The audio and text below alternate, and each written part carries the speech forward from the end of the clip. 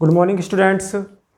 BTech second semester subject is Basic Mechanical Engineering, and we are discussing the topic power transmission, and topic is the ratio of tension on tight side and slack side of flat belt. Last time हम basic mechanical में power transmission में classification of belt पढ़ चुके थे, flat belt पढ़ चुके थे, open belt पढ़ चुके थे। इनकी लेंथ हमने निकाल ली थी, दोनों की डेरिवेट कर चुके थे। अब हम एक डेरिवेशन आता है इसका रेशियो ऑफ टेंशन रेशियो का स्लैक साइड और टाइट साइड पर फ्लैट बेल्ट के लिए। इसके बाद एक वी बेल्ट आएगा, उसके बाद लगभग ये पावर ट्रांसमिशन अपना कंप्लीट हो जाता है। ठीक है, तो फ्लैट बेल्ट पर ratio of tension on tight side and slack side हमको निकालना है यहाँ पर। तो स्टार्ट करते हैं।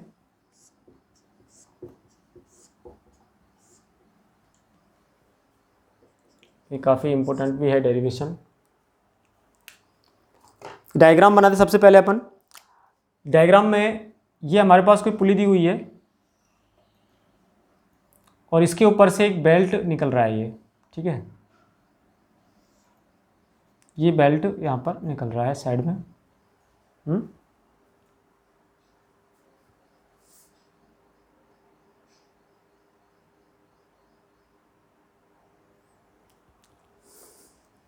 ये इसका सेंटर पॉइंट है।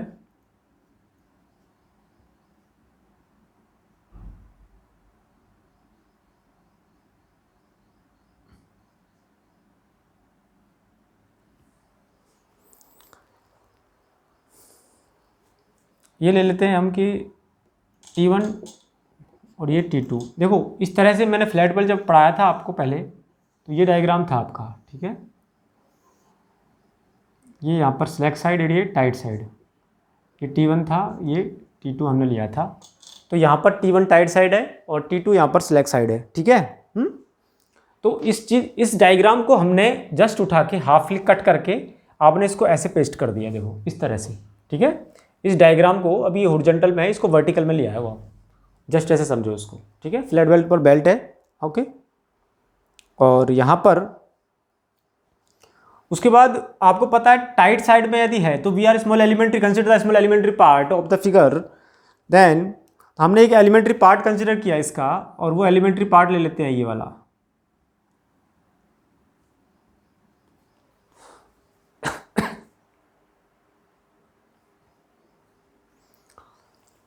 एलिमेंट्री पार्ट लिया हमने, ये यहाँ से लेके यहाँ तक A to B, और इसकी जो एंगल है वो है डेल्टा थीटा, स्मॉल एंगल है। ये पूरी कहानी इस फिगर पर टिकी हुई है, ध्यान से समझना इसको।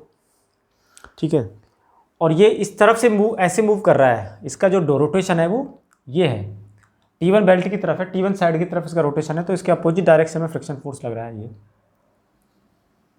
इसके अपोजिट डायरेक्शन में F = μr, यहाँ पर ये फ्रिक्शन फोर्स लग चुका है। ठीक है भाई।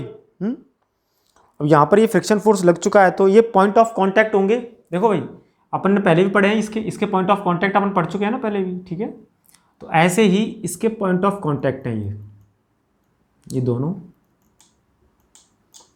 ये पॉइंट ऑफ कांटेक्ट, तो कंप्लीट एंगल ये हो जाएगा आपका थीटा। ठीक है, कंप्लीट एंगल ये हो जाएगा आपका theta. In point of contact से, और ये जो एंगल बनेगा ये हमारा बनेगा फाई, ये एंगल हो गया फाई। ठीक, उसके बाद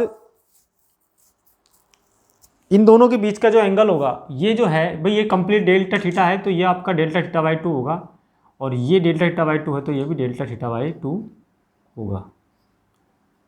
ठीक है, ये एंगल भी डेल्टा थीटा बाई 2 काउंटेबल होगा। इसको भी अपन आगे यदि बढ़ा दें इस तरफ, तो भी ये निकल के आ जाएगा यहाँ से डेल्टा थीटा बाई 2। ठीक है, उसके बाद एलिमेंट्री पार्ट यदि आप लेते हो इसका, हमने एलिमेंट्री पार्ट लिया है ये AB, तो इस AB से जो टेंशन निकलेगी, AB से यहाँ पर जो भी टेंशन आएगी वो T होगी, एलिमेंट्री पार्ट के लिए है ये। और टाइट साइड में जो टेंशन होगी, small elementary delta T add कर देंगे हम इसमें। ठीक है, दोनों तरफ टेंशन होगी T and T plus delta T। ये डायग्राम आपका कंप्लीट होता है ratio of tension of force flat belt के लिए है। यहाँ पर कुछ पैरामीटर्स हैं, सॉरी इनके कंपोनेंट्स जो भी हैं इसके वो आप लिख लीजिए। यहाँ पर क्या क्या दिया हुआ है, T1 दिया हुआ है, T1 इक्वल टू लिखो tension of tight side, T2 equal to tension of select side, tension of select side, theta equal to angle of contact between belt and pulley, mu coefficient of friction, mu coefficient of friction, R हो गया reaction, T हो गया tension on select side, tension on select side of short strip A B, tension on select side of short strip A B, A B की short strip पर है ना। देखो इस डायग्राम को मैं दोबारा समझा सकता हूँ आपको यदि दिक्कत आ रही है तो, ये और लिख लो आप tension on tight side T plus delta T equal to tension on tight side of the strip. इस डायग्राम में दिया हुआ सब कुछ है। सबसे पहले हम ये पुली लेते हैं और ये पॉइंट ऑफ कांटेक्ट से इसकी टेंशन T1 है, ये T2 है, ये टाइट साइड है, ये सिलेक्ट साइड है। ए बी स्ट्रिप लिया हमने, छोटी सी ए बी स्ट्रिप, किसी भी कैलकुलेशन करने के लिए सब एलिमेंट्री पार्ट को लेते हैं। एलिमेंट्री पार्ट ए बी लिया है, इसका स्मॉल एंगल स्मॉल पार्ट है तो थीटा भी स्मॉल एंगल होगा डेल्टा थीटा। इसका आधा करेंगे यहाँ से लेके यहाँ तक तो डेल थीटा बाई 2 होगा, तब ये डेल थीटा बाई 2 है तो ये भी डेल थीटा बाई 2 हो जाएगा। ट्रिग्नोमेट्रिक से एंगल अपन निकाल सकते हैं आराम से। ये फाई एंगल दिया हुआ है और जब हम इस तरफ मूव करवाते हैं अपोजिट डायरेक्शन में फ्रिक्शन फोर्स लगता है F = म्यू आर, ये है यहाँ पर, ठीक है। तो इस तरह से ये फिगर आपका कंप्लीट होता है। अब इस फिगर से अपन को सिंपल रिजॉल्विंग करना है और resolving the forces in the tangential direction, resolving the forces in the tangential direction.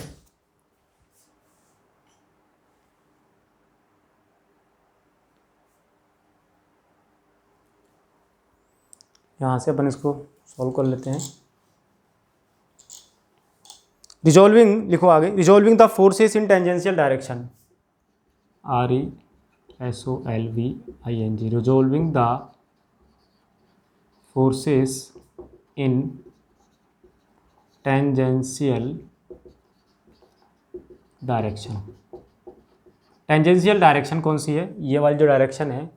अब देखो इस डायरेक्शन में ये है, इसका अब हमारे पास जो ये फोर्सेस है ना, इसका रिजोल्यूशन करना है। लेकिन हमने पढ़ा है मैकेनिक्स में भी, फ्रिक्शन जो सब्जेक्ट आता है आपके आगे आएगा या तो नहीं आया अभी, मैकेनिक्स में भी पढ़ा है, शायद लास्ट सेमेस्टर में थी मैकेनिक्स, उसमें है कि कोई भी जब हम रिजोल्यूशन करते हैं तो sum of all forces in resolution in vertical and horizontal direction will be equal to, this is the equilibrium condition. Then ये जो टी है ये न तो हॉरिजॉन्टल है न वर्टिकल है, तो इसको हॉरिजॉन्टल और वर्टिकल जब तक आप नहीं बनाओगे, जब तक ये आपके रिजोल्विंग फोर्सेस या इक्विलिब्रियम कंडीशन में अप्लाई नहीं हो सकता है, ठीक है। तो हम क्या करेंगे इसके लिए इसके कंपोनेंट लेंगे। देखो ये टी है, मैं यहाँ पर एक छोटा सा डायग्राम, इस डायग्राम को ख़राब नहीं करते हुए एक डायग्राम और बना रहा हूँ जो आपको सिर्फ समझने के लिए है, कैलकुलेशन के लिए है। ये म्यू आर है बेटा, और ये यहाँ पर दिया हुआ है आपका टी।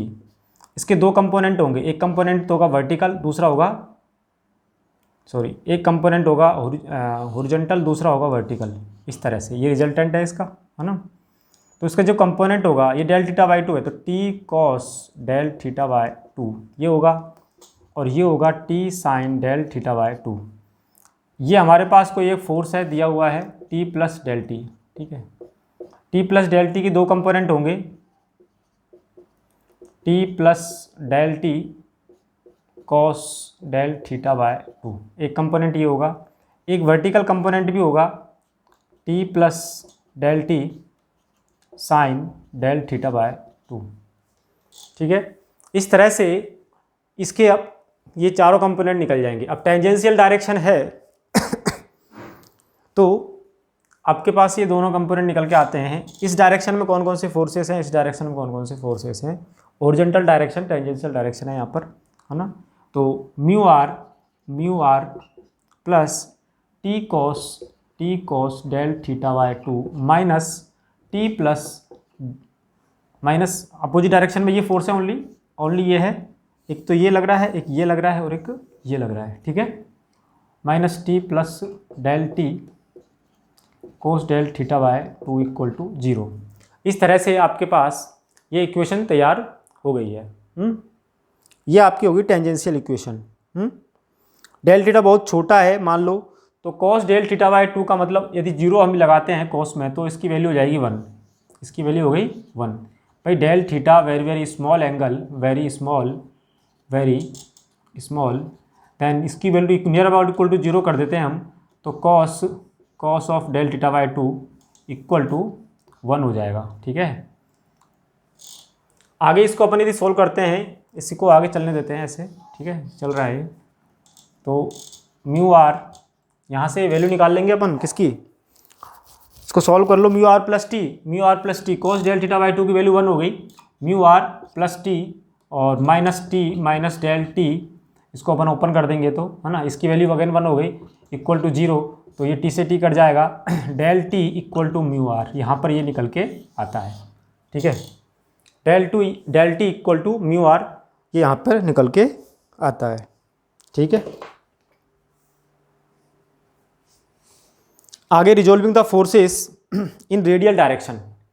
अब हम रेडियल डायरेक्शन में जो फोर्सेस हैं उसका रिजोल्यूशन कर लेते हैं। ये उतार लो यहाँ तक, इसके बाद इसी डायग्राम में आगे चलते हैं, अपन इस डायग्राम को नहीं बता सकते। ठीक है,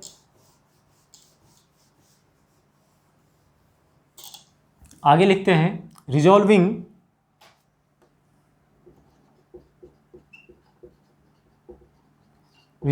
the forces in radial direction, resolving the forces in radial direction। Radial direction में कौन कौन से फोर्सेस हैं हमारे पास वो देख लो। देखो भाई, आपको पता है फ्रिक्शन लगता है and friction always perpendicular to the reaction, यहाँ पर एक रिएक्शन फोर्स भी लगेगा, है ना। ये अपन ने जब मैकेनिक्स पढ़ी तो उसमें चीज़ क्लियर हुई थी, है ना। Weight of the body always opposite to the reaction and the जो फ्रिक्शन होता है परपेंडिकुलर टू द रिएक्शन। ठीक है, ये सब चीज़ पढ़ रखी है अपन ने। तो ये फोर्स टेंजेंशियल डायरेक्शन मतलब वर्टिकल डायरेक्शन का हम कंसिडर करेंगे।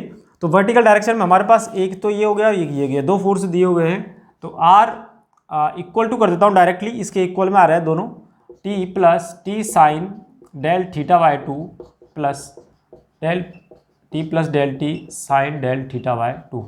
देखो डेल थीटा बहुत ही स्मॉल एंगल है ना, तो बहुत ही स्मॉल एंगल है, तो साइन में del theta by 2 near about equal to del theta by 2 हो जाएगा। ठीक है ना, ये ध्यान रखना।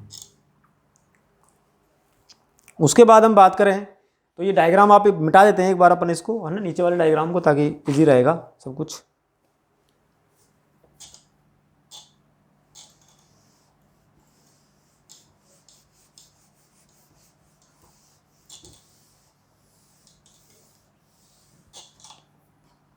यहाँ से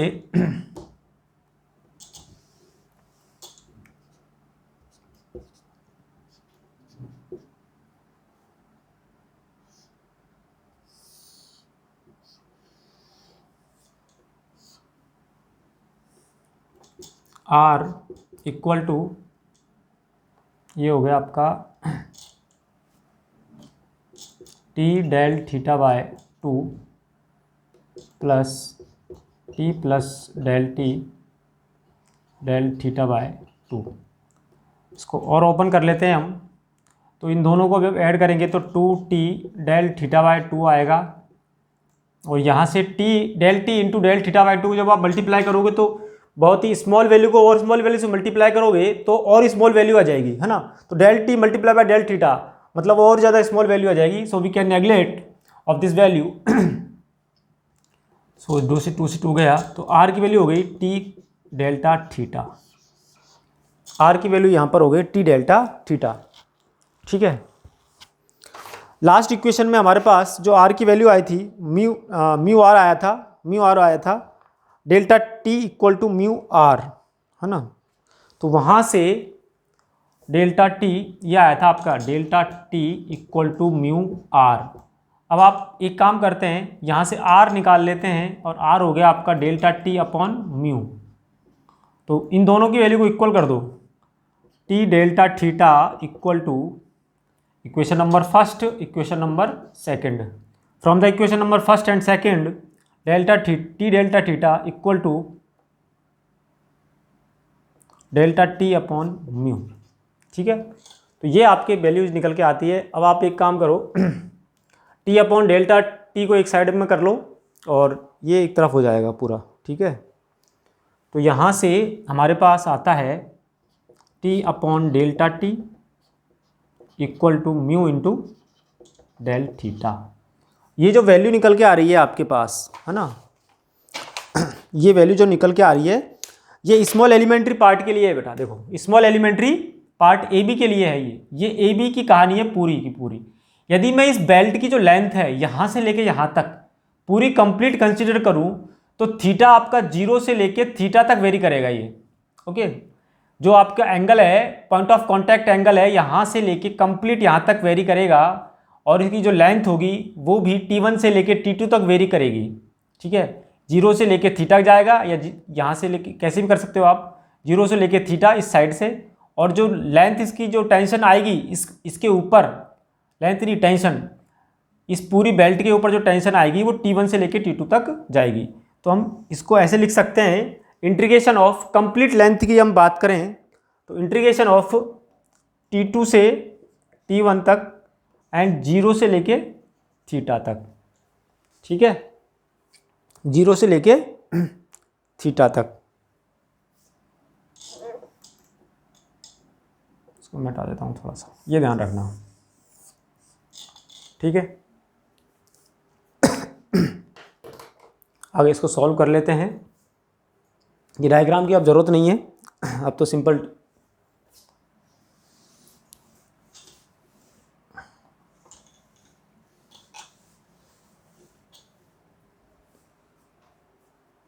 देखो इंटीग्रेशन है, ये शायद मैंने उल्टा कर दिया इसको, है ना, डेल्टा टी अपॉन टी आएगा, sorry delta T upon T आएगा। एक बार दोबारा करके देख लेते हैं इसको। आर यहाँ से ऊपर देखो, R delta theta equal to delta T upon mu. हाँ सही है, डेल्टा टी। तो इसको जब अपन सॉल्व करेंगे तो ये निकल के आपका आ जाएगा। अब इसी इक्वेशन को सॉल्व करते हैं अपन यहाँ से इसको, तो ये आ जाएगा बेटा लॉग टी लिमिट लगा देंगे अपन लिमिट लगा देंगे T1 से T2 लिमिट लगा दी हमने यहाँ पर। ठीक है, और ये हो जाएगा म्यू इंटू थीटा। तो इसका जब आप इंटीग्रेट करोगे तो म्यू थीटा आएगा, 0 से लेके थीटा लिमिट लग गई। वैल्यू रखोगे तो log T1 minus log T2 equal to mu into theta, ये निकल के आ जाएगा। थीटा का 0 रखोगे, थीटा पर इंटीग्रेशन डिफरेंशिएशन आपको आते ही हैं, सिंपल है ये। तो वैल्यू रखोगे, थीटा की जगह थीटा आएगा, थीटा की जगह 0 रखोगे 0 हो जाएगा माइनस में, तो म्यू थीटा ही बचेगा। ठीक है, T1 की जगह टी की जगह T1 रखोगे माइनस लॉग, तो log T1 minus log T2, ये लॉग T2 आ गया। अब इसको आगे सॉल्व करते हैं अपन। Log of